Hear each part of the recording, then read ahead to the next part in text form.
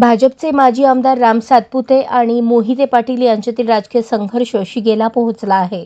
लोकसभेला सोलापूरमध्ये आल्यानंतर विधानसभेला ते शहरमध्ये या मतदारसंघात निवडणूक लढवतील अशी शक्यता होती, परंतु त्यांनी आपल्या हक्काच्या माळशिरस मतदारसंघातच निवडणूक लढवली. थोडक्या मतांनी पराभव झाला, पण ते याच मतदारसंघात आता ठाण मांडून आहेत. माळशिरस तालुक्यात भारतीय जनता पार्टी पक्ष वाढवण्यासाठी सातपुते यांनी कंबर कसली आहे.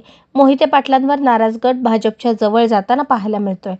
2 दिवसांपूर्वी जिल्हा परिषदेचे माजी सदस्य, आंबेडकरी नेते त्रिभुवन धाईंजे आणि राम सातपुते यांची वेळापूरमध्ये भेट झाली. सातपुते यांनी त्यांच्या कार्यालयाला सदिच्छा भेट दिली. या भेटीचे फोटो सोशल मीडियावर व्हायरल झाले आहेत. या भेटीनंतर धाईंजे हे भारतीय जनता पार्टीत जाणार का, अशी चर्चा माळशिरस मतदारसंघात सुरू झाली आहे. धाईंजे हे 2017 मध्ये वेळापूर जिल्हा परिषद गटातून सदस्य झाले होते. तेव्हा ते मोहिते पाटील समर्थक होते. 2019ला मोहिते पाटील भाजपमध्ये गेल्यानंतर धाईंजे हे राष्ट्रवादी सोबतच राहिले. त्याचा त्यांना मोठा फटका बसला. जिल्हा परिषद अध्यक्षपदाची मोठी संधी त्यांच्याकडून हुकली. पुन्हा 2024 मध्ये त्यांनी लोकसभा निवडणुकीत धैर्यशील मोहिते पाटील यांना सहकार्य केले. ते अनुसूचित जाती माळशिरस विधानसभा मतदारसंघातून इच्छुक होते. त्यांनी राष्ट्रवादीकडे तिकिटाची मागणी केली, परंतु पक्षाने उत्तम जानकर यांना उमेदवारी दिली.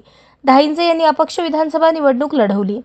माळशिरस तालुक्यातील आंबेडकरी समाजातील आक्रमक आणि अभ्यासू नेता म्हणून धाईंजे यांची ओळख आहे. सातपुते यांच्यासोबत झालेल्या भेटीनंतर धाईंजे हे भारतीय जनता पार्टीत प्रवेश करणार असल्याचे बोलले जात आहे. हा मोहिते पाटील गटाला मोठा धक्का असेल. धाईंजे हे भाजपमध्ये आल्यानंतर माळशिरसमध्ये आंबेडकरी समाजाची मोठी ताकद भाजपच्या पाठीशी राहील, हे मात्र निश्चित.